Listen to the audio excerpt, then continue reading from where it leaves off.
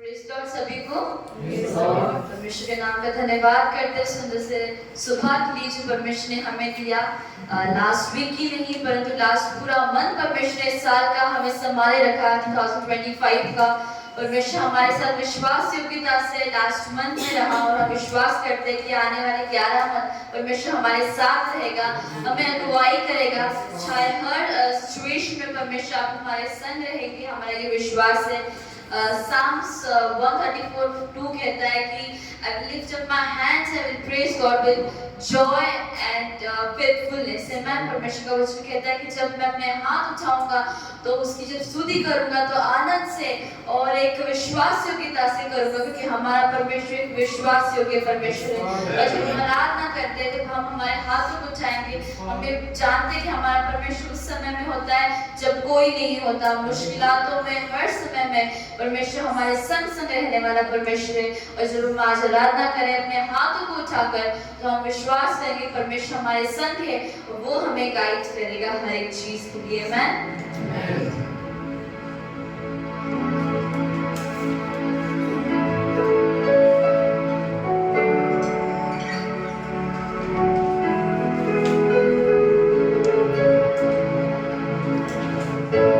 यीशु मसीह भरोसा मेरा, तू ही सहाय मेरा, मुश्किल समय में तू ही दिलासा, साथ रहेगा तू सदा। यीशु मसीह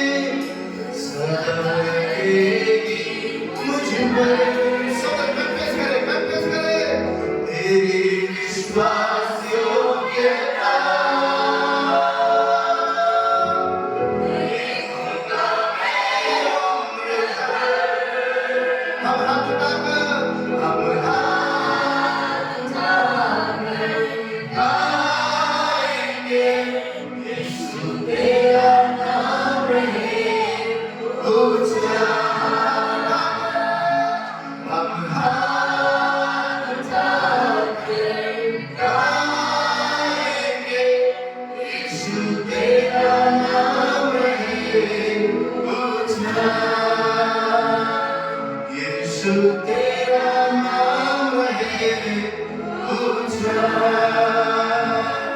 यीशु तेरा नाम है ऊंचा।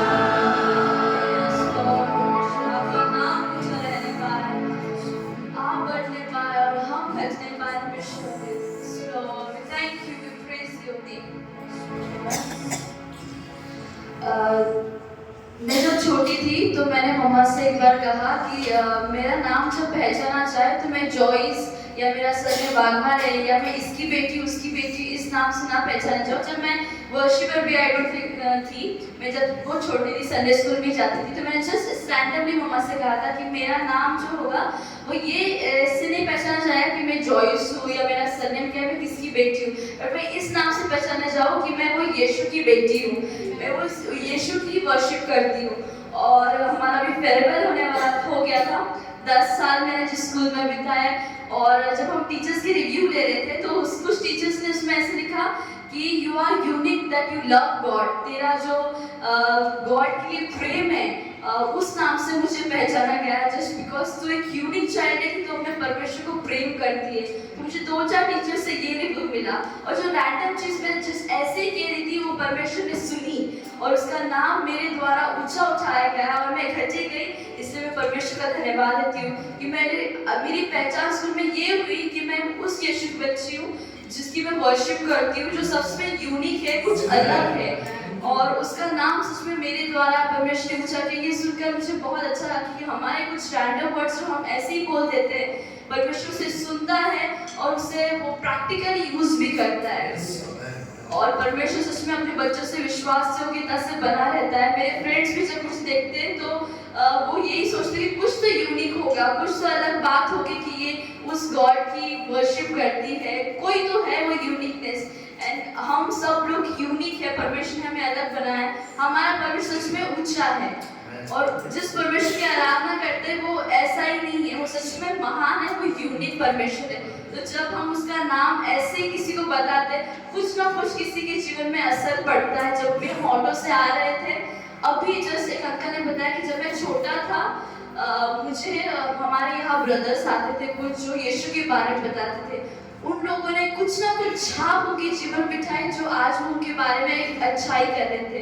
तो ये आज हमारा काम है कि हम किसी से भी मिले, हम उन्हें कुछ दे ना पाए बट यीशु का नाम छोटी सी छाप हम उनके जीवन में छोड़ के आ सके, ये हमारा काम हो सके, ये हम कर सके। जब हम परमेश्वर से मिले परमेश्वर हमें देखे तो ये कह सके ये मेरी बेटी, एटलीस्ट इसके द्वारा एक आत्मा बचाया गया, इसके द्वारा एक कोई तो भी है जो मेरे पास आ सका है। मैं आज हम परमेश्वर की स्तुति करते हुए कहेंगे यीशु तेरा नाम सच में सबसे ऊंचा है, तेरे नाम में चंगाई और रिहाई है। मैं यीशु तेरा नाम सबसे ऊंचा है, यीशु तेरा नाम सबसे ऊंचा है। सब से ऊंचा उठाकर कहें यीशु तेरा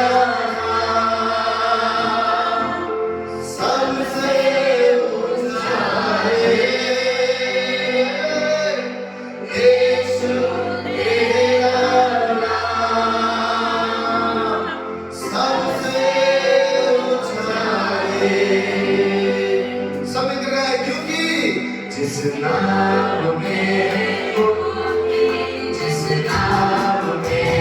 शांति, जिस नाम में शांति, जिस नाम में जिंदगी, यीशु है वो नाम, जिस नाम में बंदगी, यीशु है वो नाम, यीशु मेरा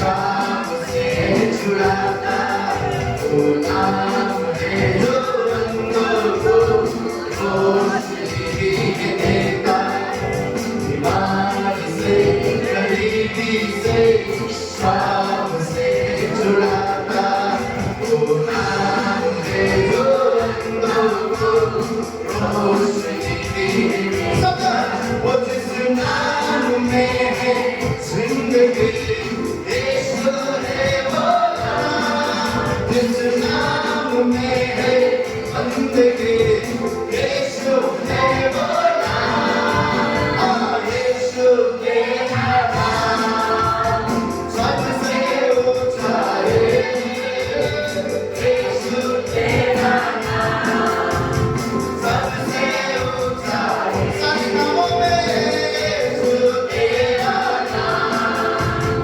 सबसे ऊंचा है यीशु तेरा नाम सबसे ऊंचा है सबसे ऊंचा है सबसे ऊंचा हालेलुया। हमारा परमेश्वर उसमें सबसे ऊंचा है, उसके नाम में रिहाई और चंगाई है। आमीन। हमारा हर एक पल, हमारा हर एक समय वो यीशु के लिए बीतना चाहिए। हम अगर सोच बैठे भी तो हम उसी के बारे में सोचना चाहिए। जैसे हमने कहा था कि ये साल परमेश्वर के प्रेजेंस का होने वाला है, इस साल में हम परमेश्वर की प्रेजेंस में रहकर चलने वाले हैं और वैसा ही हमारे साथ होने पाए।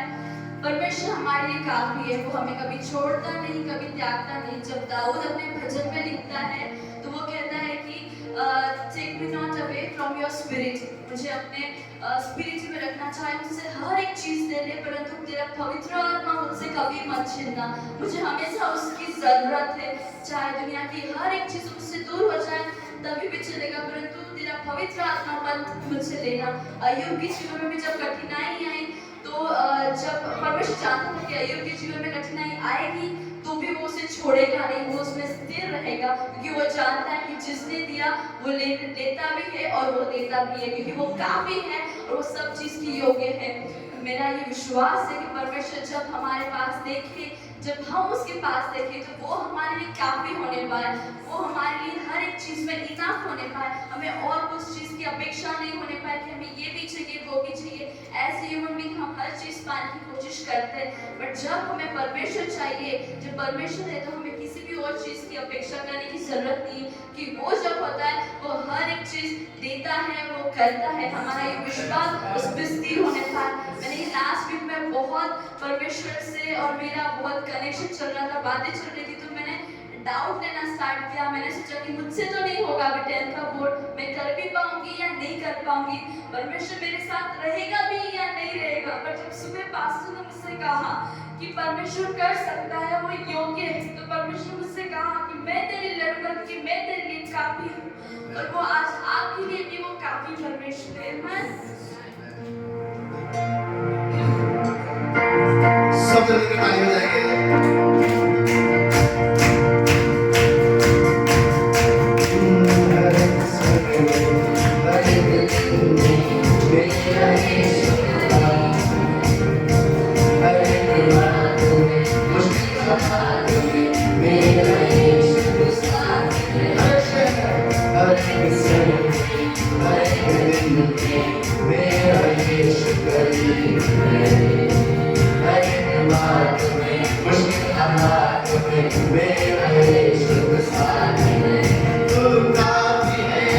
मुझे तू काफी ना मेरे लिए, तू ना छोड़ेगा अब मुझे, तेरा ये वादा है।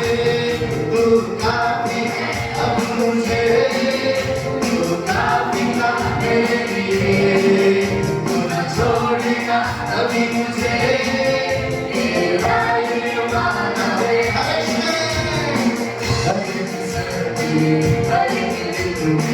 मेरा यीशु करीब है, हर एक बात में, मुश्किल हालात में मेरा यीशु तो साथ है। हर एक समय में, हर एक दिन में मेरा यीशु करीब है, हर एक बात में मुश्किल हालात में मेरा यीशु साथ में। तू काफी है अब मुझे, तू काफी था मेरे लिए, तू न छोड़ेगा कभी मुझे, तेरा ये वादा है। तू काफी है अब मुझे, तू काफी था मेरे लिए, तू न छोड़ेगा कभी मुझे, तेरा ये वादा है।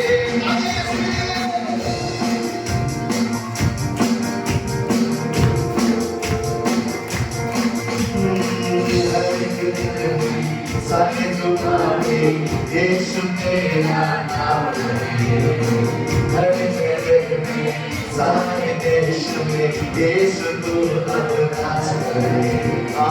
हर दिल में सारे तुम्हारे यीशु तेरा नाम है, हर जगह में सारे देश में यीशु तू अपना करे। मेरी गुजारिश है यीशु तू राज करे, तू काफी है अब मुझे, तू काफी था मेरे लिए, तू न छोड़ेगा कभी मुझे, तेरा ये वादा है। तू काफी है अब मुझे, तू काफी था मेरे लिए, तू न छोड़ेगा कभी मुझे, तेरा वादा है। तू काफी है अब मुझे, तू काफी था मेरे लिए, तू न छोड़ेगा कभी मुझे, तेरा ये वादा है। तू काफी है अब मुझे, तू काफी था मेरे लिए, तू न छोड़ेगा कभी मुझे, तेरा ये वादा है। एक ही वर तुझसे मांगू, सदा तेरे संग रहूं, एक ही वर तुझसे मांगू, सदा तेरे संग। एक ही वर तुझसे मांगू, सदा तेरे संग रहूं, एक ही वर तुझसे मांगू, सदा तेरे संग रहूं। तू काफी है अब मुझे, तू काफी था मेरे लिए, तू न छोड़ेगा कभी मुझे, तेरा ये वादा है। तू काफी है अब मुझे, तू काफी था मेरे लिए, तू न छोड़ेगा कभी मुझे, तेरा ये वादा है। तू काफी है अब मुझे, तू काफी था मेरे लिए, तू न छोड़ेगा कभी मुझे, तेरा ये वादा है।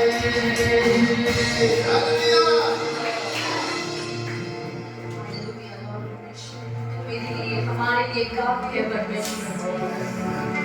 हर एक दिन में, हर एक क्षण में परमेश्वर हमारे लिए काफी है। आइए हम सब लोग अपने आंखें बंद करके उसकी स्तुति और उसकी महिमा करें।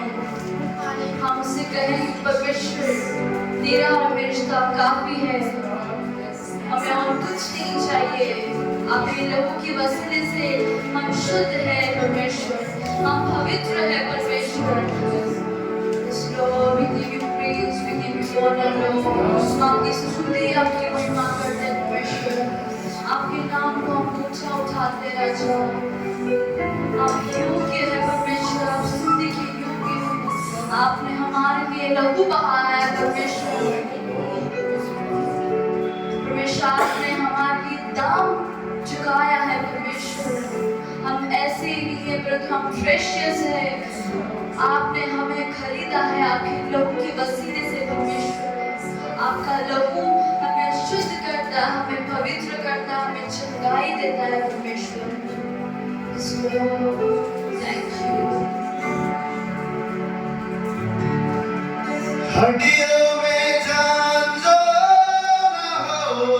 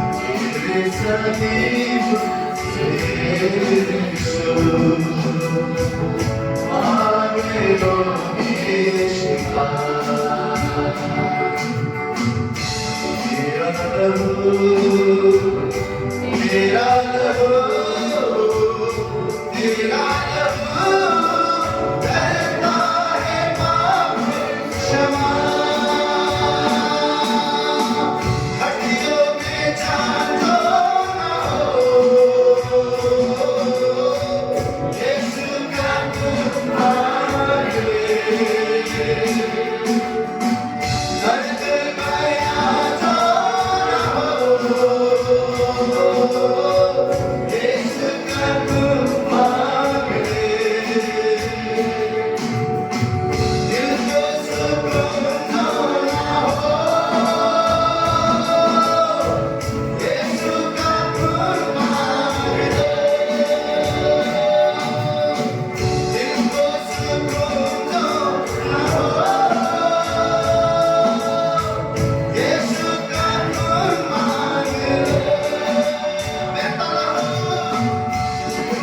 इसका तुम मांग ले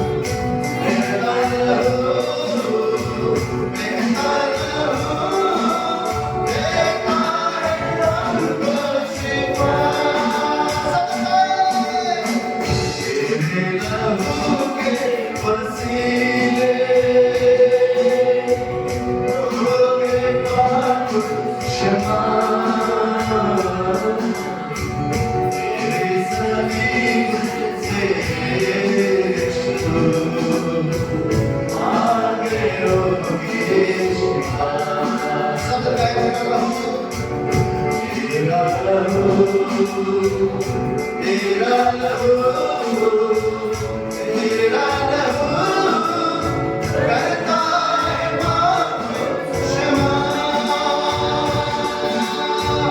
लहू की कीमत जरा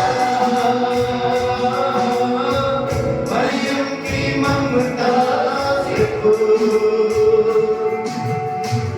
एक लौटे बेटे का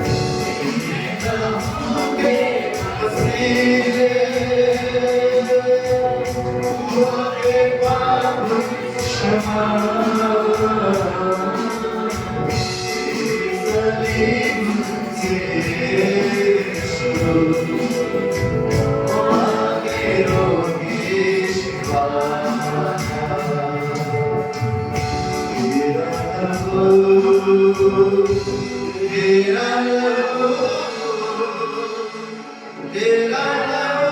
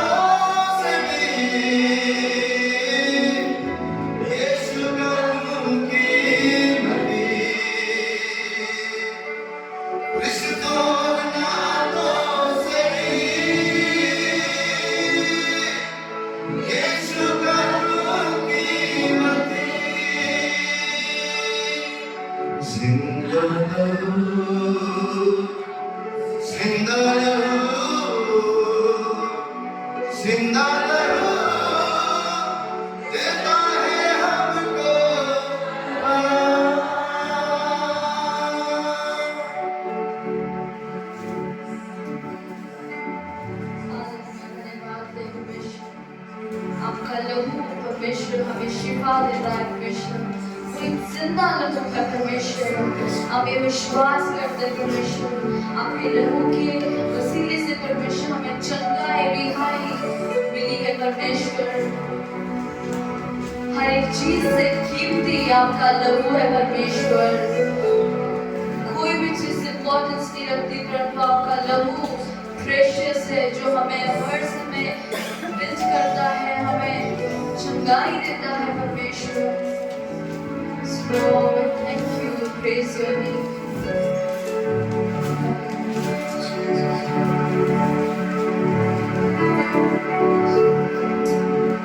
मैं धन्यवाद करता रहूंगा,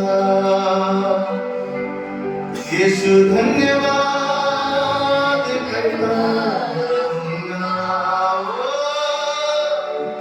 मैं धन्यवाद करता रहूंगा,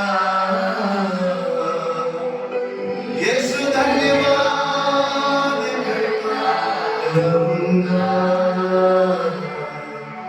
धन्यवाद धन्यवाद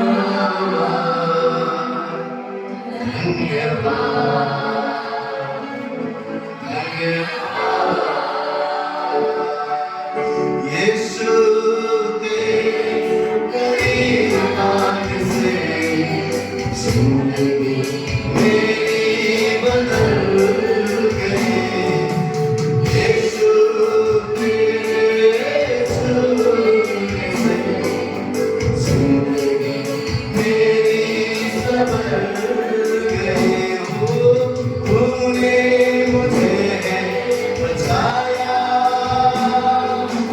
तूने मुझे सहलाया, तूने मुझे बचाया, तूने मुझे सहलाया। मैं धन्यवाद करता रहूंगा, यीशु धन्यवाद करता रहूंगा, मैं धन्यवाद करता रहूंगा, यीशु धन्यवाद करता रहूंगा।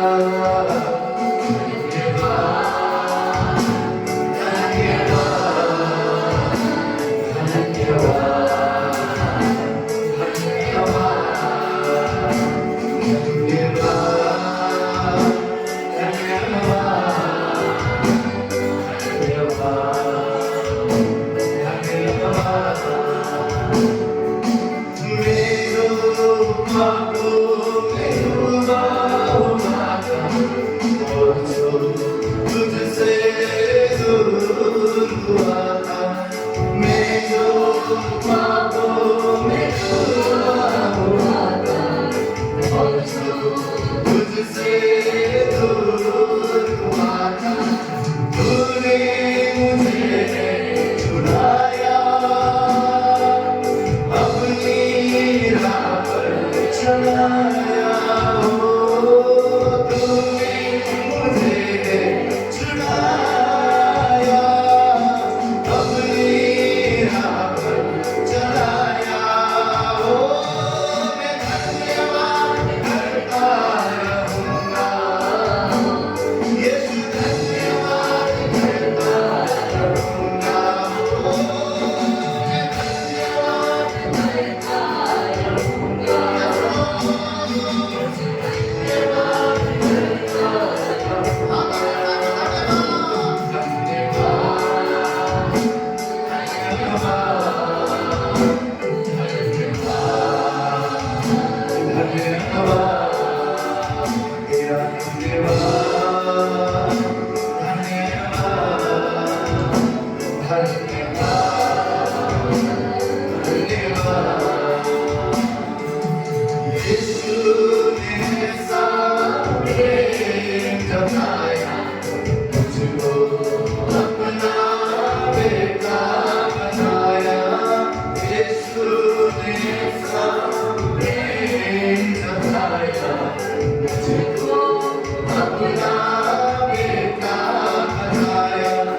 अपना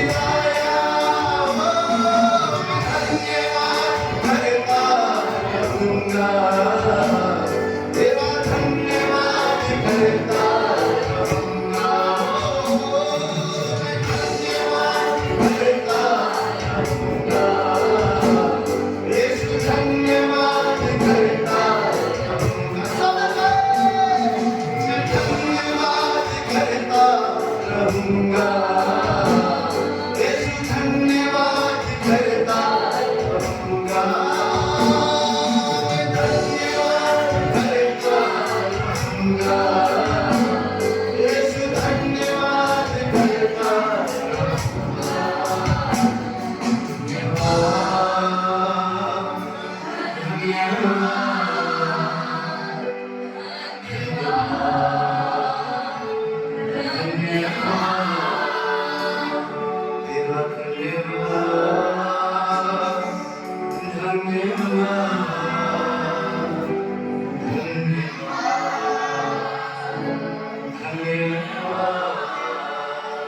दिल से धन्यवाद, तेरा धन्यवाद, यीशु धन्यवाद, सदा धन्यवाद।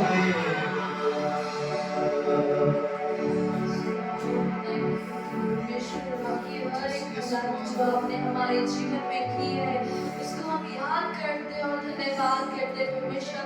हर एक छोटी सी छोटी चीज के लिए हम आपका धन्यवाद करते हैं। फिर से एक बार हम गाएंगे कि मैं धन्यवाद करता रहूंगा, मैं धन्यवाद करता रहूंगा, यीशु धन्यवाद करता रहूंगा, मैं धन्यवाद करता रहूंगा, यीशु धन्यवाद करता रहूंगा,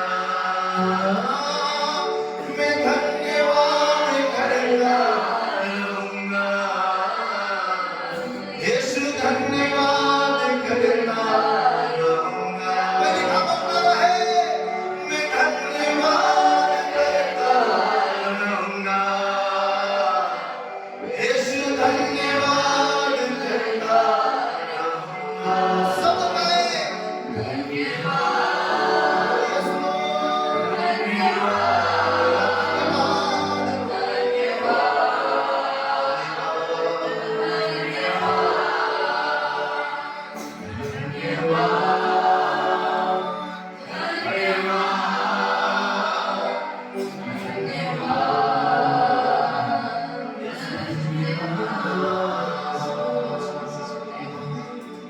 स्तुति और महिमा करते हैं। आपको धन्यवाद का अर्पण आपको भेंट हम देते हैं परमेश्वर पिता। परमेश्वर जब आप हमारे जीवन में आए हमारा जीवन ट्रांसफॉर्म हो गया परमेश्वर। जो हम पहले थे उससे भी बेहतर उससे भी अच्छे हम बन गए हैं परमेश्वर। आपका प्रेम ने हमें परमेश्वर बदल दिया परमेश्वर। आपकी सब प्रेम किसी ने नहीं जताया परमेश्वर। आपने आपका बेटा हमारे लिए दे दिया परमेश्वर। इसलिए हम आपका धन्यवाद देते परमेश्वर की हर एक भलाई के लिए आपने जो कुछ हमारे लिए किया। इसलिए हम आपका धन्यवाद देते परमेश्वर। हम आपकी स्तुति और आपकी महिमा करते परमेश्वर। दिल से हम आपको थैंक यू बोलते परमेश्वर। आज या कोई है जो परमेश्वर को थैंक यू बोलना किसी चीज के लिए भूल गया होगा तो आज आपके पास टाइम है। आप थैंक यू बोलो। हर एक छोटी से छोटी चीज डजंट मैटर वो क्या है और उसे आज आप दिल से कहो कि thank you lord for everything. हर एक चीज के लिए मुझ में अपना प्रेम जताने के लिए thank you Lord. Thank you for everything. हमेशा आपकी स्तुति और महिमा करते हैं। जैसे आप हमारे साथ विश्वास योग्यता से बने रहे वैसे हमें भी आप बनाए कि हम आपके साथ विश्वास योग्यता से बने रहे परमेश्वर। हम आप में स्थिर रहने पाए। बाढ़ आए तूफान आए पर तो हमारा घर आप में स्थिर होने पाए परमेश्वर। हमारा चर्च आप में स्थिर होने पाए परमेश्वर। हर कठिनाइयों में हर एक चीज में हमारा चर्च स्थिर होने पाए। हमारी फैमिली स्थिर होने पाए परमेश्वर। हमारे द्वारा अब हम नासिक को बदलेंगे परमेश्वर। हमारे द्वारा आप इंडिया को ट्रांसफॉर्म करेंगे। आपका प्रेम बताने वाले हम हो सकेंगे साफ बने परमेश्वर। छोटे से बच्चे के लिए ओल्ड तक परमेश्वर आपके हाथ देते परमेश्वर।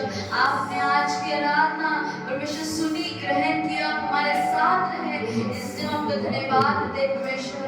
आपने हमें छोड़ा नहीं, लास्ट मंथ परमेश्वर त्यागा नहीं, आप हमारे संग बने हैं और हमारा विश्वास से आने वाले 11 महीने हमारी टेस्टिमनी से भर के होंगे, डिलीवरेंस से भर के होंगे, आशीषों से भर के होंगे। हमारे जीवन में आपकी बढ़ोतरी आएगी परमेश्वर। हम परमेश्वर पहुंच में नहीं परंतु अबंडेंस में रहेंगे परमेश्वर। हर एक जन परमेश्वर, हर एक दोस्त परमेश्वर आपकी भलाई को देखेगा परमेश्वर। हम शैतान को यीशु मसीह के नाम में अपने पैरों के नीचे रोक देते हैं परमेश्वर। आपके रूह की ताकत से, आपके दिए हुए अधिकार से परमेश्वर हम ये कहते हैं परमेश्वर, आप परमेश्वर हमें भलाई में, आपकी अबंडेंस में परमेश्वर लेके चलेंगे परमेश्वर। हर एक चीज में परमेश्वर हम आपको धन्यवाद करने वाले हो सकेंगे परमेश्वर। ऐसा आप करेंगे परमेश्वर, हमारा विश्वास है पिता। आपने हमारे आराधना को सुना, इसलिए आपको धन्यवाद देती हूँ परमेश्वर। ये आने वाला वचन परमेश्वर हमारे लिए परमेश्वर एक मन्ना होने पाए, जो हमारा टूटा रहता है वो छोड़ के हम यहाँ से निकलने पाए। कुछ ना कुछ हम लेकर आज यहाँ से जाने वाले हो सके, ऐसा आप करें परमेश्वर।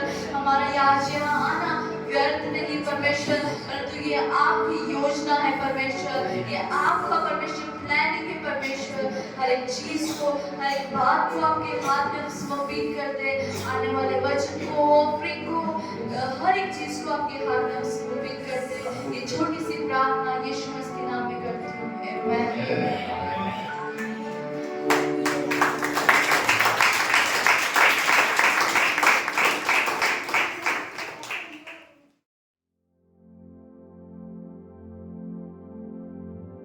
यिर्मयाह 33 और उसका 3रा वचन।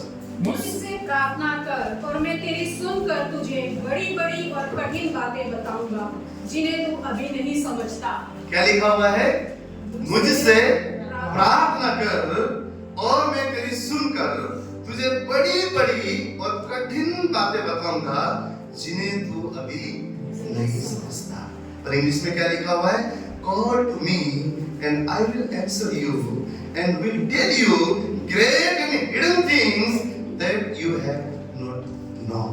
ऐसी चीजें, एक वचन आपको याद रहेगा, ऐसी बातें मैं तुम्हारे जीवन में करूंगा जो तुम्हारे मनों में न बसा है, आंखों ने न देखी है, ऐसी कार्य मैं तुम्हारे जीवन में करूंगा। कितने जन इस वचन पर विश्वास करते हैं?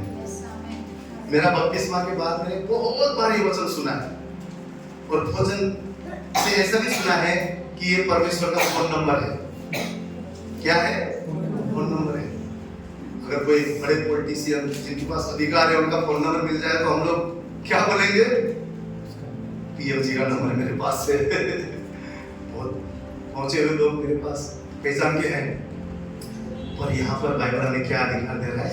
क्या लिखा हुआ है? मुझसे प्रार्थना कर, यानी कि ये वचन को मैंने बहुत बार इस तरीके से सुना है। परमेश्वर का फोन नंबर है 333। सच में जाके डायल करेंगे तो नहीं लगेगा। क्या है? 333, 3 बार 3। और वो वचन क्या बोलता है? मुझे तू बुला, मुझे तू फोन लगा, मुझे तू पुकार, तो मैं ऐसी बातें तेरे जीवन में करूंगा जो बातें तू समझता भी नहीं है, तू जानता भी नहीं है, तेरे चित्त में भी नहीं बसा है। तू जितना दिख रहा है ना उतना ही मांगता है, जितना तेरी सोच है तू उतना ही मांगता है, जितना तेरी कल्पना है उतना ही तू मांगता है। लेकिन परमेश्वर बोलता है तेरी सोच और मेरी सोच में जमीन और आसमान की फर्क है। मैं ऐसी बातें तुझे दूंगा जो तू समझता भी नहीं है, तू जानता भी नहीं है। इतना बड़ा चीज परमेश्वर आप और मेरे जीवन में देना चाहता है, देना चाहता है। लेकिन अभी सवाल ये उठता है, हमने पाया क्या? पाया क्या? अभी दो ही चीज है, या तो परमेश्वर गलत है या तो हम गलत है। परमेश्वर गलत हो ही नहीं सकता है क्योंकि वो सच्चा वादों का पूरा करने वाला वफादार परमेश्वर है। अभी ये वादों को अगर हम नहीं पा रहे हैं तो हमें काम करने की जरूरत है। पुकार मिलेगा, प्रभु पुकारों पर क्यों नहीं मिल रहा? क्यों नहीं मिलता? पुकार तो रहा हूं प्रभु, बुला तो रहा हूं प्रभु, पर परमेश्वर कैसा बुलाना आज आप मुझसे चाहता है, उसके लिए एक वचन हम पढ़ेंगे। सारे छोटे बच्चों से रिक्वेस्ट है वो शांति से बैठे, डिस्टर्ब ना करें। यशायाह उसका 59 और 2 वचन। यशायाह उसका 59 अध्याय और 2 वचन को कोई पढ़े। परंतु तुम्हारे अधर्म के कामों ने तुमको तुम्हारे परमेश्वर से अलग कर दिया है और तुम्हारे पापों के कारण उसका मुंह तुमसे ऐसा छिपा है कि वह नहीं सुनता। हर एक जन हम लोग मिलकर पढ़ेंगे, साथ में पढ़ेंगे। क्या लिखा है? परंतु हमारे अधर्म के कामों ने हमको हमारे परमेश्वर से अलग कर दिया है और हमारे पापों के कारण उसका मुंह हमसे ऐसा छिपा है कि वह सुनता नहीं। क्या लिखा है? हमारे पापों की वजह से और हमारे अधर्म की वजह से हमारे परमेश्वर सुनता। प्रभु आपने तो अभी बोला 3 लगाओ मैं सुनूंगा। प्रभु आपने तो अभी बोला मुझे बुखार में सुनूंगा, पर अब भी आप अगले वचन में बोल रहे हो मैं मुंह छुपाऊंगा, मैं तेरा नहीं सुनूंगा। क्यों? क्योंकि अगला वचन में हम स्पष्ट क्या देते हैं? कोई भी टेलीफोन कनेक्ट होने के लिए, सभी इधर ध्यान दें, कोई भी टेलीफोन कनेक्ट होने के लिए किसकी जरूरत है? टावर का कनेक्शन होने की जरूरत है। यहां से हम नेपाल में फोन लगाते हैं जिसको इंटरनेशनल कॉल बोलते हैं। अभी तो प्रभु का धन्यवाद, नेट आया तो फ्री में भी हो जाता है, पर पहले के टाइम पे 12 रुपए पर मिनट का था। अगर मिस कर देते समय भी किसी ने उठाया तो 12 रुपए कट हो गया। लेकिन कभी कभी बात नहीं हो पाता था, कभी कभी हो पाता था। अभी भी हम इंटरनेशनल कॉल वगैरह में बात करते हैं। क्यों? वहां का टावर और यहाँ का टावर क्या है? कनेक्टेड है, कनेक्टेड है। पहला वचन में हमने पढ़ा मुझे पुकार, मैं तुझे ऐसी चीज दिखाऊंगा। दूसरा वचन लगे बोलते हैं तुझसे मुझ छुपाऊंगा। क्यों? क्योंकि हमारा और परमेश्वर के टावर का अगर कनेक्शन नहीं है, अगर जुड़ा हुआ नहीं है, अगर स्वर्ग से हमारा जीवन उसकी हुजूरी में, उसकी उपस्थिति में, उसके मुताबिक अगर हमारा जीवन कनेक्टेड नहीं है, तो हमारे जीवन का फोन नंबर परमेश्वर से नहीं लग सकता। हम कितना भी पुकारे, वो बोलता है मैं मेरे मुंह को छुपाऊंगा क्योंकि तुम्हारे अंदर अधर्म और पाप है। हम सब चाहते हैं परमेश्वर हमारे सुने, हम सब चाहते हैं हम परमेश्वर के अद्भुत कार्यों को हमारे जीवन में देखें। हम सब चाहते हैं हमारी प्रगति हो, उन्नति हो, हमारे बच्चे, हम सब। परमेश्वर भी हमें बढ़ाना चाहता है, परमेश्वर भी हमारी सोच से परे की चीज देना चाहता है। लेकिन समस्या ये है, वो है पाप, वो है हमारे अधर्म। कंडीशन है, पाप के साथ परमेश्वर समझौता नहीं कर सकता है, नहीं कर सकता है। उस सूली को याद कीजिए, जब सारे दुनिया का पाप यीशु मसीह के ऊपर था, उस समय में भी पिता ने उससे मुंह मोड़ा। पाप के साथ वो कभी भी समझौता नहीं कर सकता। क्यों? क्योंकि वो धर्मी परमेश्वर है, क्योंकि वो पवित्र परमेश्वर है, क्योंकि वो वादों का सच्चा परमेश्वर है, वो सुलू का परमेश्वर है। वो इमोशनली हमारे जैसे काम नहीं करेगा। गलत भी हो, नो प्रॉब्लम, सब हमारे लिए ना, अच्छा है ना, कर। वो उस सुलू का परमेश्वर है। वो आपको मुझे जानना है, वो आपको और मुझे जानना है। आज हमें क्या समझना है? पाप में बहुत ज्यादा शक्ति है, सामर्थ है। जिस पाप को विश्वास में आने के बाद अधिकतर मसीह पाप के लिए थोड़ा सा सीरियस नहीं होते।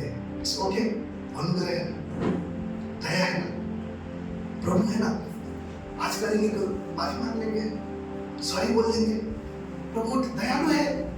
आपने कोइन देखे होंगे ना, कोइन सबने देखा है, सिर्फ नेपाल में नहीं होता, इंडिया में भी होता है कोइन। तो कोइन का 2 पार्ट होता है ना, कि एक ही पार्ट होता है? 2 पार्ट। नोट देखा है हमने, हमारे बीच में हमारे पास बैंकर भी है।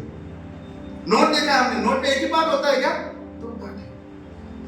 विश्वासी जीवन में हमें भरना नहीं जाना है, परमेश्वर का एक ही पार्ट नहीं देखना है। वो भला है, वो दयालु है, वो कृपालु है, वो अनुग्रहकारी है, वो उठाता है, वो बचाता है, वो धोता है, हाँ करता है, परंतु उसका दूसरा पार्ट है, वो पाप से नफरत करता है। दूसरा पार्ट है, परमेश्वर जगत की भी आग जलाकर भस्म करने वाला परमेश्वर है। दूसरा पार्ट है, परमेश्वर जलन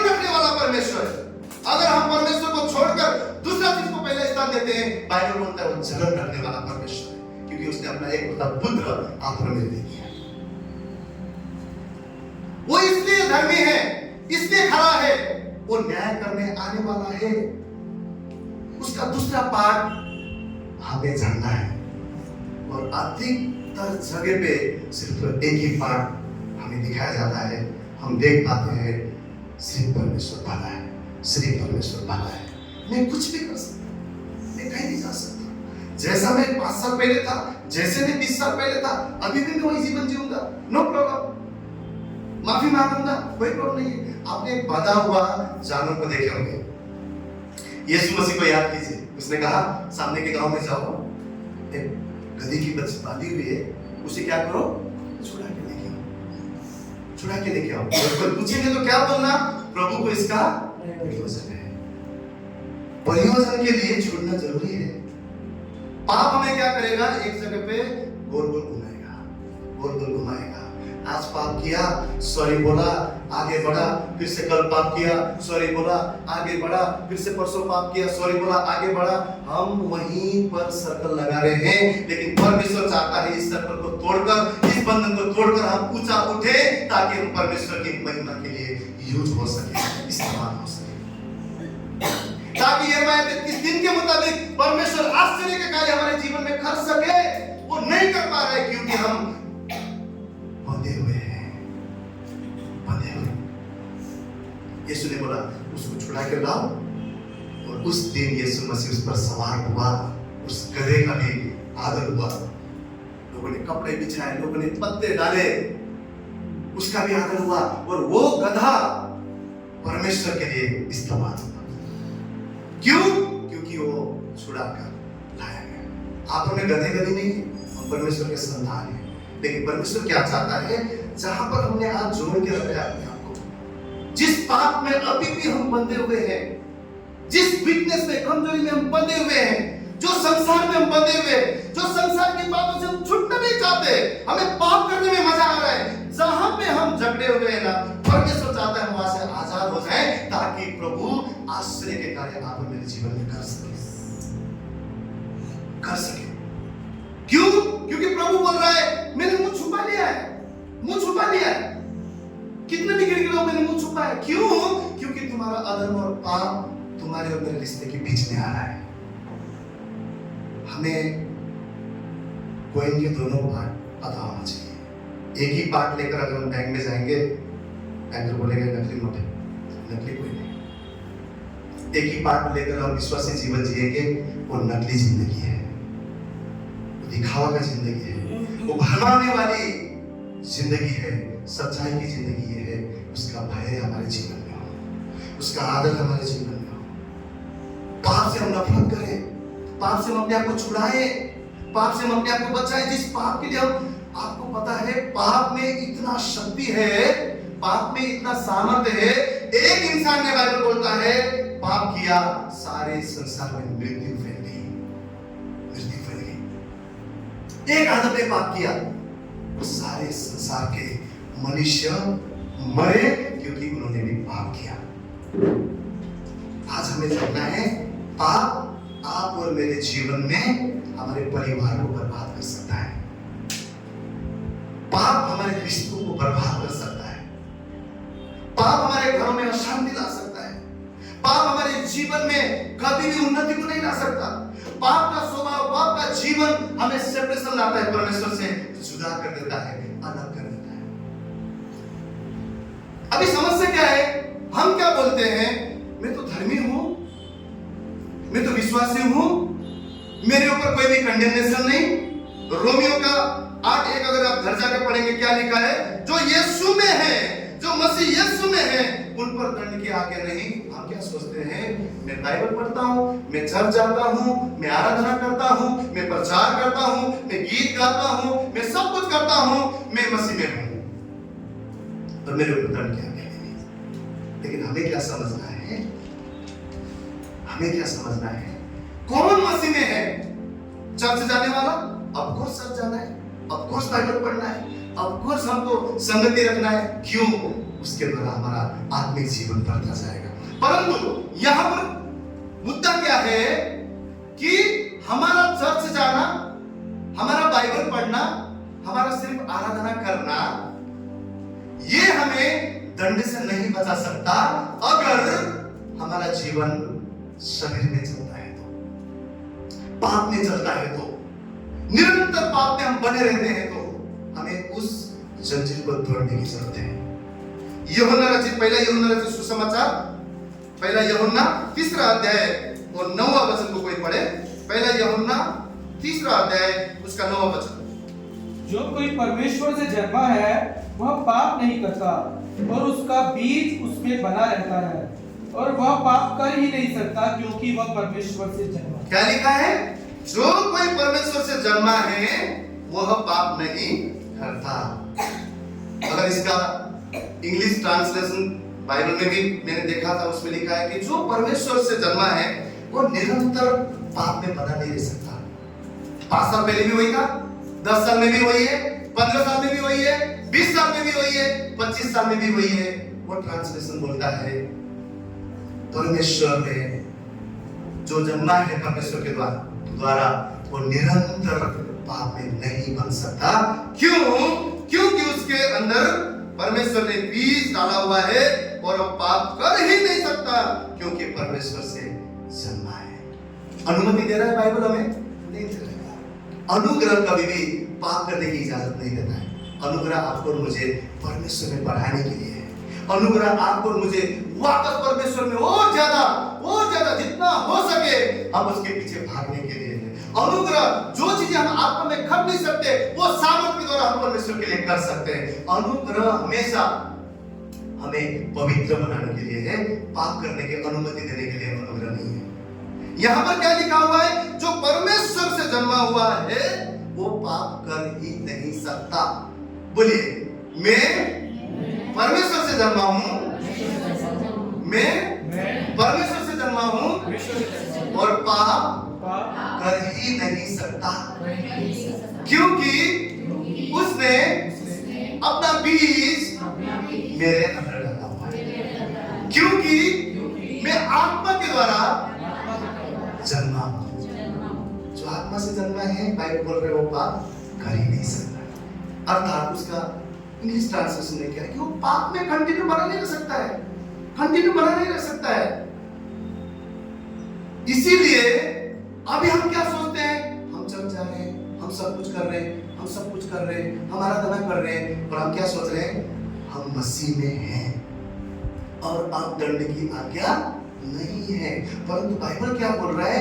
मसीह में होने का अर्थ क्या है? पाप से छोड़कर, शरीर के कार्य को छोड़कर आत्मा के द्वारा जो परमेश्वर ने हमें जन्म दिया उस आत्मा के मुताबिक चलना मसीह में बना रहे। और हम आत्मा से चलेंगे तभी बाइबल रोमियो का अध्याय जो 8वां अध्याय है वो पूरा होता है कि हमें दंड की आज्ञा नहीं है। आज प्रार्थना के समय में ब्रदर ने क्या बोले? पुरानी सारी बातें बीत गई है, सब कुछ क्या हुआ है? नया। सब कुछ नया। अब हमारे लिए कोई सही पुराना भी पाते क्या? पुराना भी जलन है क्या? पुराना में बेविचार है क्या? पुराना में झूठ है क्या? पुराना में गुस्सा है क्या? पुराना में स्वभाव अभी भी है क्या? सब कुछ तो बोला और नया हो गया, लेकिन हम नए हैं क्या? अगर आत्मा से जन्मा होगा तो हम नए हैं। परंतु अगर आज भी हमारे जीवन में पाप है तो बाइबल का ये वर्ष कि हमें दंड की आज्ञा नहीं है। हमें जरूर यीशु मसीह ने उस पाप को उठाया है, जरूर यीशु मसीह ने उस पाप को हराया है, परंतु बाइबल बोलता है पाप आज भी द्वार पर खड़ा है। और हम बहुत बार पाप करने से कभी हिचकिचाते नहीं, इतनी आदत पड़ जाता है पाप करते करते। बाइबल बोलता है पाप करते करते मृत्यु आता है। मृत्यु आता है। मृत्यु क्या है? एक समय ऐसा आएगा सब कुछ खत्म हो जाएगा आपके जीवन में। आप सोचेंगे कुछ नहीं हुआ तो मजा है, शरीर बोल देंगे फिर से आप करेंगे, फिर से आप करेंगे, फिर से आप करेंगे। बाइबल बोलता है कंटिन्यू पाप में बने रहने से मृत्यु आती है, मौत आती है। और ऐसा मौत के आगे कुछ नहीं, सब कुछ खत्म। आप बोलेंगे मेरे जीवन में ये क्यों हुआ? मेरे जीवन में ये क्यों हुआ? मैं तो चर्च भी जाता हूँ, मैं तो बाइबल भी पढ़ती हूँ, मैं तो आराधना भी करती हूँ, मैं तो यीशु यीशु भी बोलती हूँ, मैं तो सब कुछ करता हूँ, फिर मेरे जीवन में अचानक ये सारा चीज क्यों गड़बड़ हुआ? क्यों? क्योंकि आत्मा के द्वारा हमारा नया जीवन नहीं है। अभी भी हम नया सृष्टि में प्रवेश नहीं है। हमें क्या करना है? हमें पाप को छोड़ना है। क्यों? तभी परमेश्वर बोलता है, मैं जो मुंह छुपाया ना, मैं तेरी ओर करूंगा, मैं तेरी ओर करूंगा। अभी मत्ती रचित सुसमाचार को हर कोई खोलेंगे 12वां अध्याय को। पाप कितना भयानक चीज है हम यहाँ पर उदाहरण में देखेंगे। मत्ती रचित सुसमाचार उसका 12वां अध्याय हर एक जन खोले और उसका 43 वचन 12:43 वहां पे क्या लिखा है? जब अशुद्ध आत्मा मनुष्य में से निकला जाती है तो सूखी जगहों में विश्राम ढूंढती फिरती और पाती नहीं। तब कहती है, मैं अपने उसी घर में जहां से निकली थी लौट जाऊंगी, और लौटकर उसे सुना, झाड़ा बुहारा और सजा पाती है। तब वो जाकर अपने से और बुरी 7 आत्माएं को अपने साथ ले आती है और वे उसमें बैठकर वहां वास करती है, और उस मनुष्य की पिछली दशा पहले से भी बुरी हो जाती है। इस युग के बुरे लोगों की दशा भी ऐसे ही होगी। क्या लिखा है? जब किसी से बुराई की आत्मा को, दुष्ट आत्मा को जब निकाला जाता है तो आत्मा दूर से देखता है उसको, वो इंसान को देखता है और किस ताक में रहता है? जब भी वो सुना होगा, जब भी उस सजा मतलब और पापों से और गंदगी से और अनाज्ञाकारिता से इन चीजों को देखूंगा तो वो क्या करेगा? और सात समस्या और 7 बुराइयां जो पहले था उससे भी ज्यादा लेकर क्या बोल रहा है? मैं उसमें समाऊंगा। अभी इसका अर्थ क्या है? आपके और मेरे जीवन को अभी हम लोग एक चीज घोषित करते हैं, क्या? जो मेरे अंदर है, जो इस संसार में है, उससे क्या है?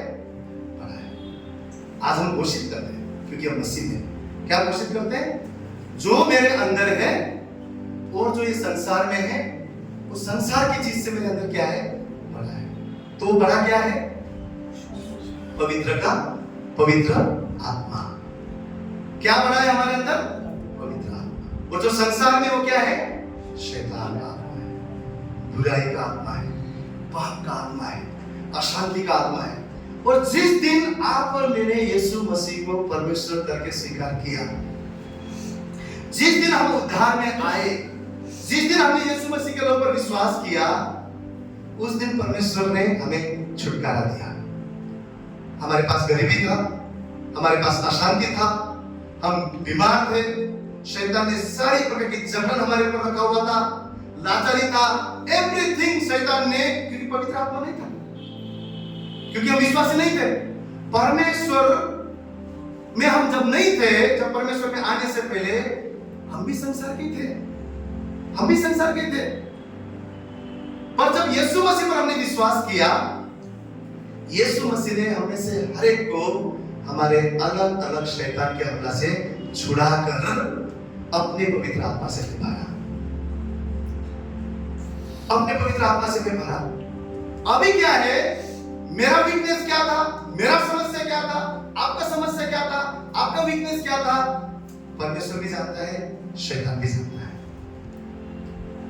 जो शैतान है दोष लगाने वाला, वो पूरा निशाने के साथ खड़ा है कि जब हम परमेश्वर से दूर हो जाए, जब हम अपने आप को पापों से, सारी प्रकार की बुराइयों से फिर से हमारे जीवन को सजाएं, जब हम उस वापस गलतियों में, वापस उस पाप में, वापस परमेश्वर के दूर होकर अधर्म में जिए, तो जो शैतान ने टारगेट किया हुआ है, जो निशाना रखा हुआ है, उसके पास लीगल अथॉरिटी है। वो क्या करता है? पहले से भी ज्यादा बढ़कर 7 दुष्ट आत्मा, 7 बुराइयां, 7 व्यभिचार, 7 चोरी, 7 गुस्सा, 7 गुना बढ़ाकर वो जीवन में लेकर आएगा। क्यों? क्योंकि उसको सजाए उसने पाया। दुष्ट आत्मा का अर्थ सिर्फ ये नहीं पछाड़ा गया होगा। शैतान ने यीशु मसीह में होने से पहले हमारे जीवन में कब्जा किया था। गरीबी था, सब प्रकार की पाप था, लाचारी था, उसके पास लीगल अथॉरिटी था। तो यहां पर क्या लिखा हुआ है? तो यहां पर क्या है? बाइबल बोलता है कि सात और दुष्ट आत्मा, सात और बुरी ताकतें उसके अंदर आ जाएगा। इसीलिए अगर हम बाइबल में यीशु मसीह के उदाहरण को देखते हैं, एक बार 38 साल से बीमार इंसान को प्रभु यीशु मसीह ने चंगा किया। वहां पर कैसा था? बेतसदा में एक तालाब था। जो भी पहले स्वर्गदूत आके हिलाते थे, जो पहले कूदता था वो चंगा होता था। 38 साल से बीमार इंसान लाचार था, जा नहीं सकता था। वो घटना में हम देखते हैं यीशु मसीह आए, उन्होंने बोला क्या तू चंगा होना चाहता है? बोले ना, मेरे को कोई डालने के लिए नहीं है, कोई ना कोई पहले चले जाते हैं। यीशु ने कहा उठ, अपनी खाट उठा और चल, और चलने लगा। उस घटना के कुछ दिन के बाद यीशु मसीह को मंदिर में मिले और यीशु मसीह ने उसे क्या कहा?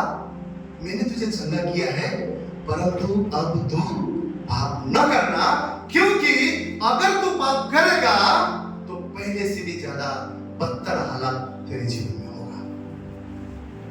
यीशु मसीह ने चंगा किया, लेकिन वार्निंग दिया। बेबिचारी स्त्री को सब जन मिलकर पत्थर मार रहे थे। यीशु मसीह ने जमीन से उठकर बोला, क्या तुझे किसी ने मारा? सब चले गए। यीशु बोलता, जा, मैं भी तुझे क्षमा करता हूं, पर अब जा, जो मन लगे वो कर। ऐसा लिखा है क्या? नहीं लिखा है। जा, परंतु अब पाप ना कर। परमेश्वर ने आजाद किया, परमेश्वर ने उसे बचाया, परमेश्वर ने उसे लोगों के मौत से बचाया। कोई भी उसको हाथ नहीं लगा सका। परमेश्वर ने उसको अनुग्रह किया, लेकिन पाप करने का अनुमति नहीं दिया। उसे कहा अब तू पाप न कर।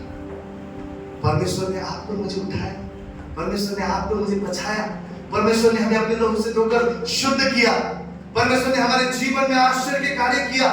लेकिन आज परमेश्वर हमसे पूछ रहा है, क्या तू पाप में है? क्या तू वही पुराने जीवन में है? क्या तू पुराने आदत में है? क्यों? क्योंकि परमेश्वर आज भी हमको सेम चीज बोल रहा है, जा, अब पाप मत कर, अब पाप मत कर। यीशु मसीह ने कहा, हम लोग बोलते हैं नहीं, पुराने नियम में बहुत ज्यादा स्ट्रिक्ट था, पुराने नियम में बहुत ज्यादा मुश्किल था। यीशु मसीह ने तो बोला, अगर तेरा एक हाथ भी धोखा देता है ना, उसको उखाड़ कर फेंक दे, एक ही हाथ लेके स्वर्ग जा बोलता है। एक आंख तुझे अगर धोखा देता है तो आंख को निकाल के फेंक दे, एक ही आंख के साथ स्वर्ग जा बोलता है। यीशु मसीह, अगर आप मत्ती 5, 6, 7 अपने जीवन में सदा उसे पढ़े, वो विश्वासी जीवन का नींव है। वहां पे क्या लिखा हुआ है? उन चैप्टरों में क्या लिखा हुआ है?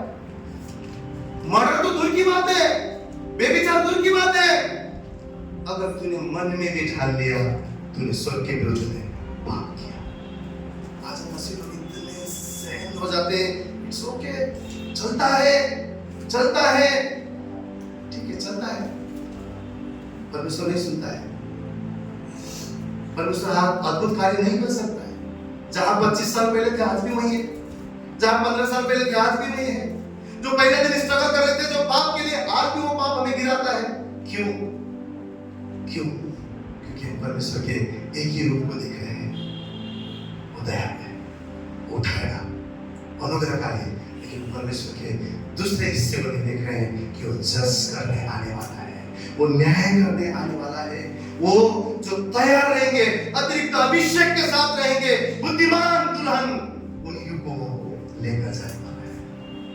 आज के समय में हर एक को अच्छा वचन चाहिए। कैसा? बस का वाला, कान को सुनना अच्छा लगने वाला। भाई तुम्हारे जीवन में ना एक लाख आ रहा है, भाई तुम है ना करोड़पति हो रहे हो, भाई तुम है ना बहुत बड़ा स्टार हो रहे हो, तुम्हारे जीवन में ये होने वाला है। सिर्फ और सिर्फ जरूर परमेश्वर उससे भी बड़ी बातें करेगा, लेकिन कब? उससे भी आत्मा में उन्नति की बातें, आश्चर्य की बातें करेगा। आप चलेंगे, आपके छांव से शैतान भागेगा, आप हाथ लगाएंगे, बीमारी चंगे हो जाएगा, नरक में जाने वाली आत्मा को छुड़ा कर लाओगे। लेकिन कब? जब हम पाप को छोड़कर, शरीर को छोड़कर आत्मा के मुताबिक जीवन बिताएंगे, आत्मा के मुताबिक जीवन बिताएंगे। और हम लोग देखते हैं भले आदम के द्वारा पाप आया हो, लेकिन मसीह यीशु के द्वारा इस संसार में धार्मिकता आया, पाप सदा के लिए निकाला। लेकिन अभी इसका अर्थ क्या है? सिर्फ चर्च जाना और बाइबल पढ़ना, लेकिन अपने आप को पुराने जीवन में डालना, उसका अर्थ नहीं है। लेकिन एक जो चीज हमने देखा, पाप में सामर्थ्य है, लेकिन उससे भी बड़ा सामर्थ्य पश्चाताप में है। परमेश्वर ने हमारे जीवन में पश्चाताप रखा है। किस पर अनुग्रह करता है? जो पश्चाताप करते हैं। पाप में मृत्यु का सामर्थ्य है, पश्चाताप में जीवन का सामर्थ्य है। पाप में परमेश्वर से अलग करने का सामर्थ्य है, पश्चाताप में फिर से परमेश्वर के साथ आपको जोड़ने का सामर्थ्य है। पाप में लाचारी है, पाप में बीमारी है, पाप में गरीबी है, पाप में अशांति है, पाप में आपका कभी भला नहीं हो सकता है।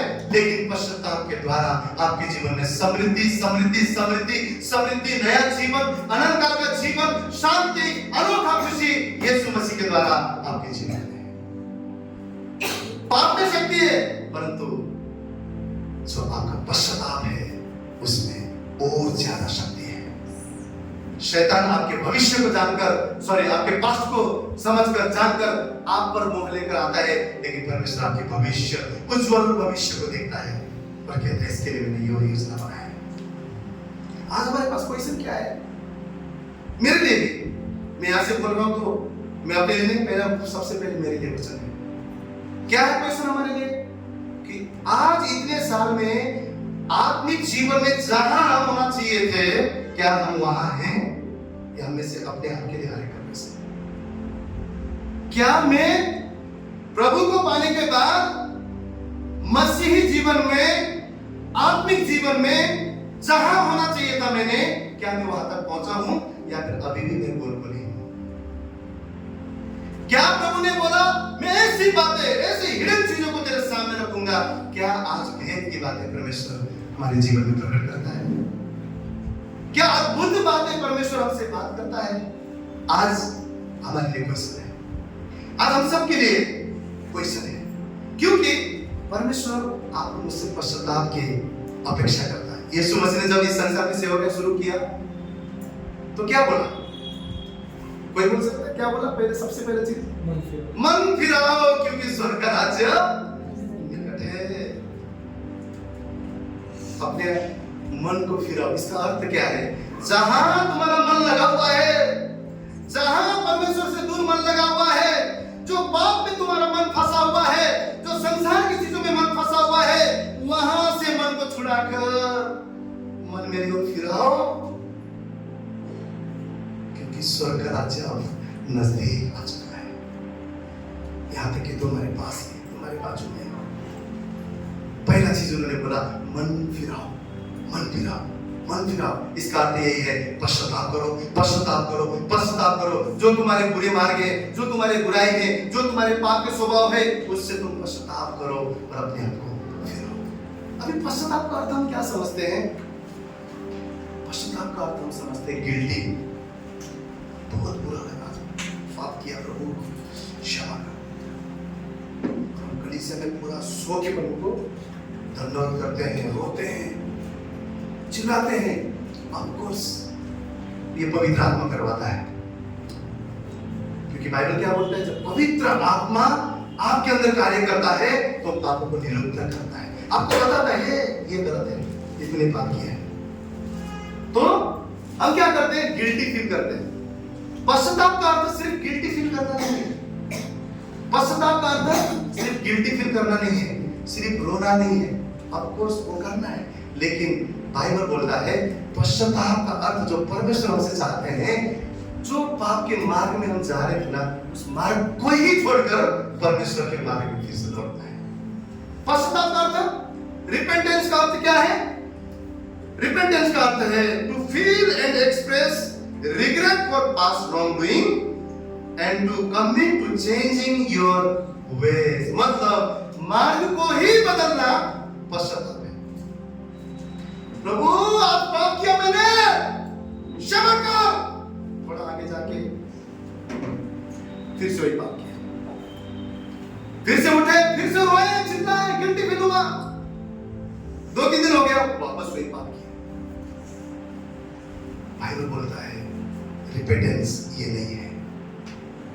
पश्चाताप ये नहीं है। पश्चाताप क्या है? जो मार्ग में हम जा रहे थे, हमको गिल्टी फील हुआ, परमेश्वर की आत्मा ने हमें बोला ये रॉन्ग है, और हमें पता चला ये गलत है, प्रभु की नजर में सही नहीं है, और हमने क्या किया? वो मार्ग को ही छोड़कर मार्ग को बदलकर परमेश्वर की मार्ग में आए। पश्चाताप क्या है? उस बुराई को छोड़ना है। इसीलिए यीशु मसीह ने क्या बोला? क्या बोला? जा अब फिर से पाप मत करना। इसका अर्थ क्या है? जो मार्ग में तू था, तू थी, वापस वहीं जाकर मत खड़े रहना। अब तू उस पाप से अलग हो जा। पश्चाताप का अर्थ है हम अपने आप को बुराई से अलग करें।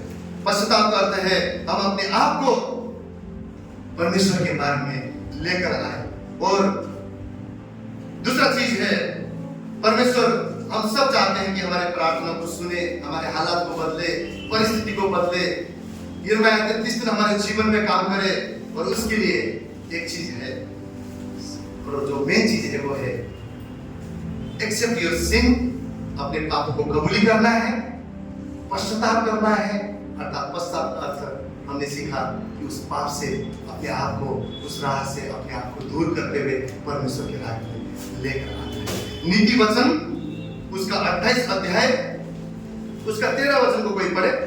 नीति वचन 28-13।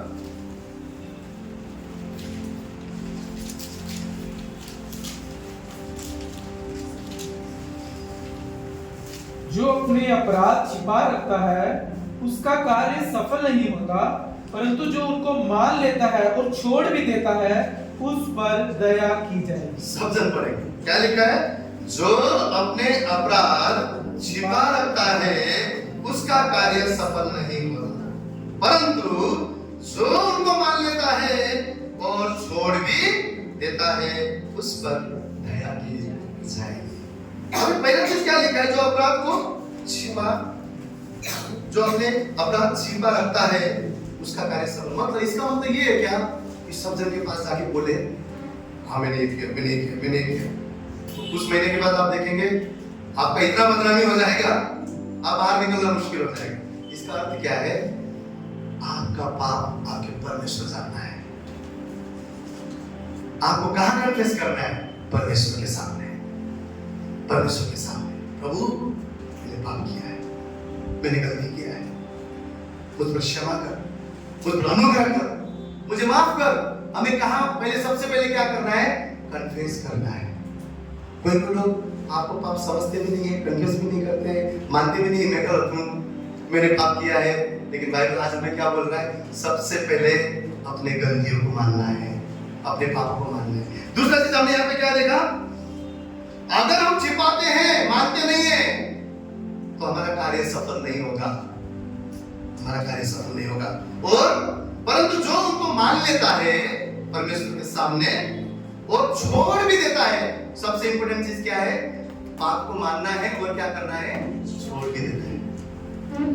तो छोड़ देंगे तभी जाकर उस पर क्या हो जाएगा? दया की जाएगी।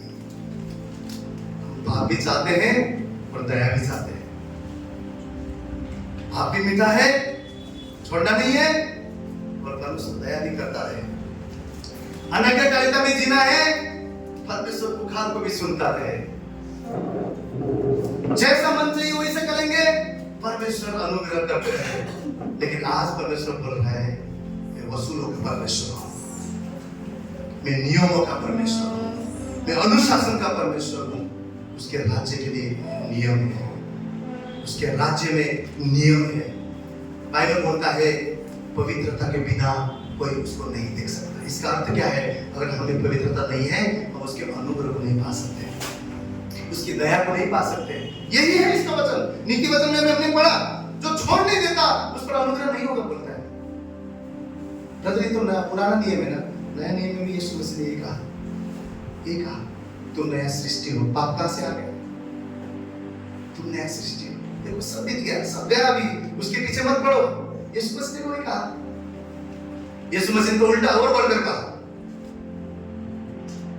कि जो परमेश्वर से जन्मा है वो पाप कर ही नहीं सकता, कर ही नहीं सकता। और आगे बढ़ा दी अनुग्रह परमेश्वर में बढ़ने के लिए, परमेश्वर की पवित्रता में बढ़ने के लिए है। और उपवास का दिन मन फिराने का दिन है। मन फिराने का दिन है। अगर हम बोलेंगे ये वचन तो है ना ब्रदर खुद के लिए हो सकता है, या फिर ये वचन तो शायद ना बाजू वाले के लिए होगा, मेरे लिए नहीं होगा। बाइबल बोलता है अपने पाप को कन्फेस करो, अपने गलतियों को कन्फेस करो, अपने वीकनेस को कन्फेस करो। उपवास का दिन रोने का दिन है, चिल्लाने का दिन है, कपड़े फाड़ने का नहीं, मन को फाड़ने का दिन है। प्रभु मैं पापी हूं, मैंने गलती किया है, परंतु मैं जानता हूं, मैं पश्चाताप करता हूं, तू मुझ पर अनुग्रह करेगा। मैं जानता हूं पश्चाताप में सामर्थ्य है, आप तू मुझे प्रभु फिर से नया बनाएगा। उपवास मन फाड़ने का दिन है। ये ना सोचे कि ठीक है ना, उपवास मन फाड़ने का दिन है, अपने आप को नम्र करने का दिन है। प्रभु तू मेरे जीवन को जानता है, तू मेरे सोच को जानता है, तू मेरे विचार को जानता है, तू मेरे हर एक बातों को जानता है। अगर आप कन्फेस करते हैं, आप कबूली करते हैं, आप मान लेते हैं अपने पाप को, पश्चाताप करते हैं, सिर्फ गिल्टी फील नहीं लेकिन उस पाप को छोड़ देते हैं, तो बाइबल बोलता है आप पर अनुग्रह होगा। यहोवा ने छिपाए हुए मुंह को फिर से आपकी ओर लगाएगा और कहेगा उठ, तेरा प्रकाश आया है, अब प्रकाशमान हो जा। कहेगा मुझे पुकार, मैं तुझे उत्तर दूंगा और ऐसी बातें करूंगा जो तेरे समझ के परे की बातें हैं, जो तेरी सोच के परे की बातें हैं, वो करने के लिए तैयार है। लेकिन अगर रुकावट है तो आपका और मेरा पाप, रुकावट है आपका और मेरा अनाज्ञाकारिता। अगर हम हर दिन कन्फेस करते मैं आत्मा के द्वारा मेरा चला हुआ है। देखिए पौलुस भी एक दिन शौल था, क्रिश्चियन लोग को मारता था, बहुत बड़ा मर्डर था, बहुत बड़ा अपराधी था, गुनहगार था, लेकिन जब परमेश्वर ने उसको छुआ, क्या उसके बाद उसने मर्डर किया? नहीं किया। आज पौलुस की पत्री को हम पढ़ते हैं, आज परमेश्वर का महान सेवक बनकर वो जिया, उसके जीवन से हम आज सीखते हैं। पवित्र आत्मा से भरा हुआ इंसान परमेश्वर के लिए अपने आप को उसने दे दिया, इतना कुछ उसने आत्मा में कर पाया। क्यों पता है? जब परमेश्वर ने उसको छुआ, अंधा भी हो गया था, लेकिन जब परमेश्वर में वो आया, परमेश्वर को उसने थामा, जब रिपेंटेंट किया, पश्चाताप किया, उसने उन मार्ग को छोड़ दिया। मूसा के बारे में आप जानते हैं, वो भी मर्डर करता था, उसने भी मारा था, लेकिन क्या जीवन भर वो मारता रहा? क्या मर्डर करता रहा? दाऊद को परमेश्वर बोलता है ये मेरे जीवन का, ये मेरे मन के बहुत करीब का व्यक्ति है। क्यों पता है? दाऊद कुछ भी गलती होता था, भागता था परमेश्वर के पास में और जाकर परमेश्वर से माफी मांगता था। क्या जीवन भर वो करता रहा? आपको और मुझे अपने पापों को, गलतियों को मानना है, उसे छोड़ना है। क्योंकि बाइबल में हमने क्या देखा?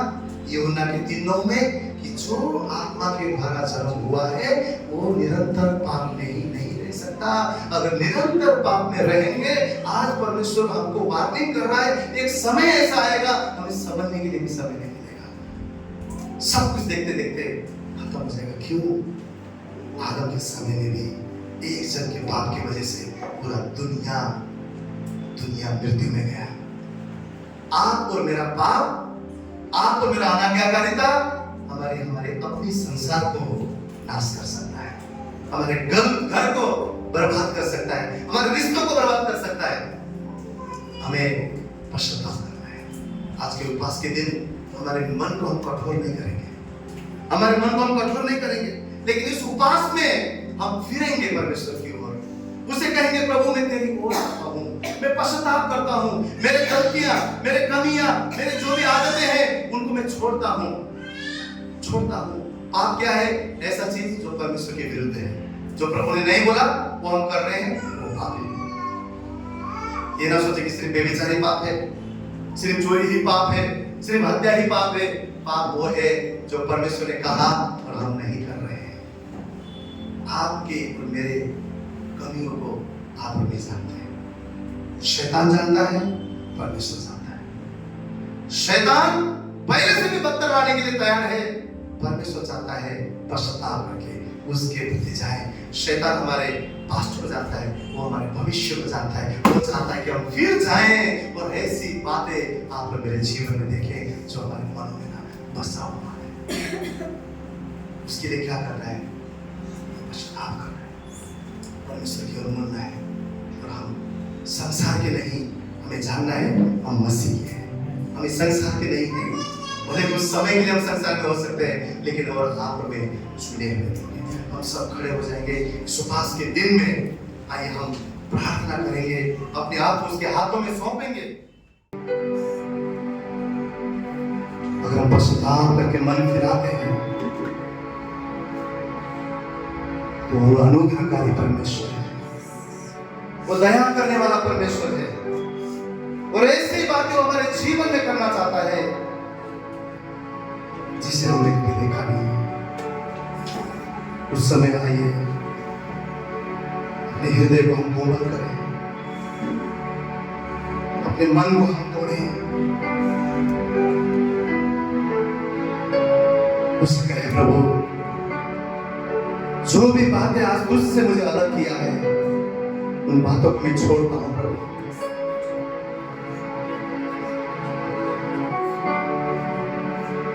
सीने से लगा ले दिल की बात सुना दे, गोदी में अपने बैठा दे, सिर पर हाथ रख दे, सीने से आज लगा ले दिल की बात सुना दे, गोदी में अपने बैठा दे, सिर पर हाथ रख दे, यीशु और मैं रहे तू और मैं, यीशु तू और मैं रहे तू और मैं। कुछ आप कहे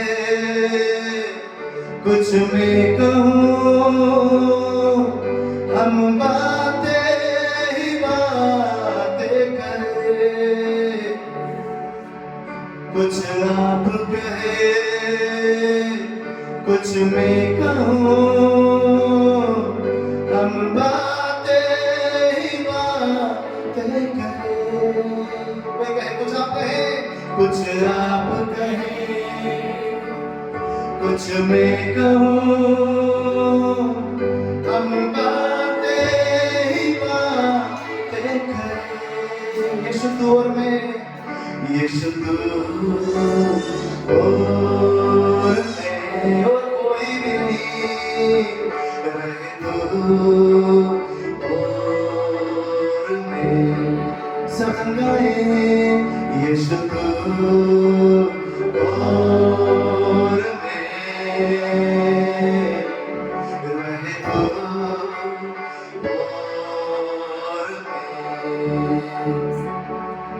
चाहे दुनिया हो या दुनिया की बातें, मुझे तुझसे अलग ना करे। सब चाहे दुनिया हो या दुनिया की बातें, मुझे तुझसे अलग ना करे। आपकी आवाज में चाहे दुनिया हो या दुनिया की बातें, मुझे तुझसे अलग ना करे। चाहे दुनिया हो या दुनिया की बातें, मुझे तुझसे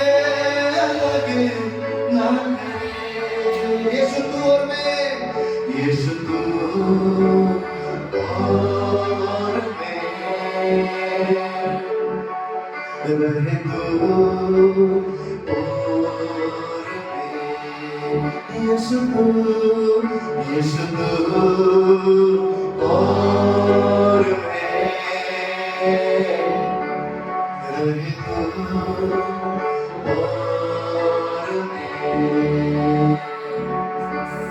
तू मुझ में मैं तुझ में हमेशा हमेशा बना रहूं तो मुझ में मैं तुझ में हमेशा हमेशा बना रहूं की आवाज में तो मुझ में मैं तुझ में हमेशा हमेशा बना रहूं तो मुझ में सदा तो मुझ में मैं तुझ में हमेशा हमेशा बना रहूं यीशु और मैं रहे तू और मैं यीशु यीशु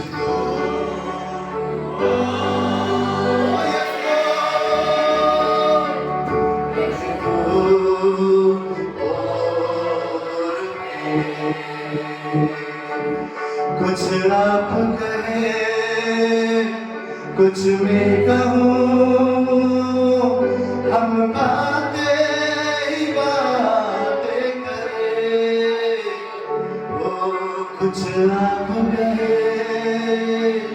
कुछ मैं कहूँ हम बातें ही बातें करें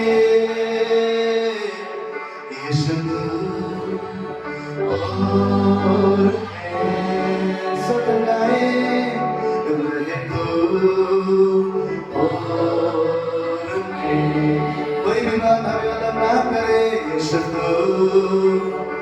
और मैं रहे तू और मैं सीने से आज लगा ले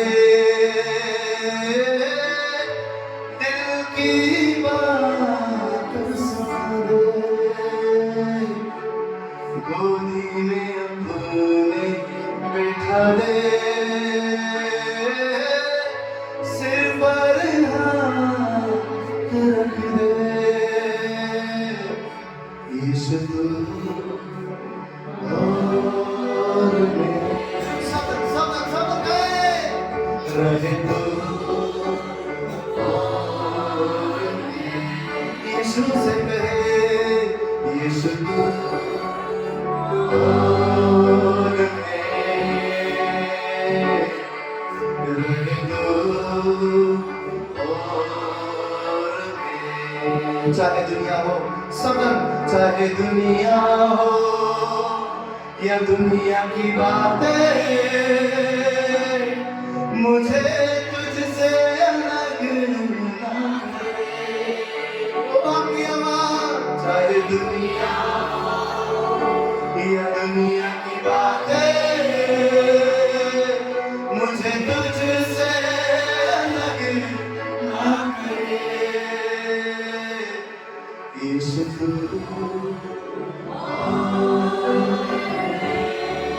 अपनी आवाज में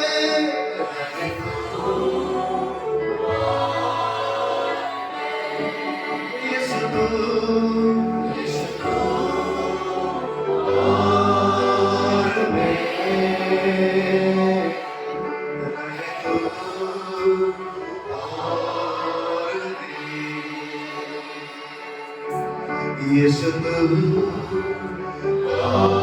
और मैं रहे तू और मैं यीशु और मैं रहे तू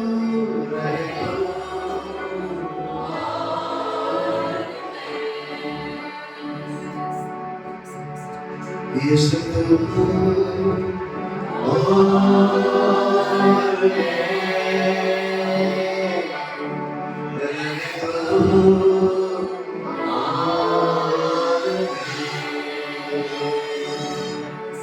यीशु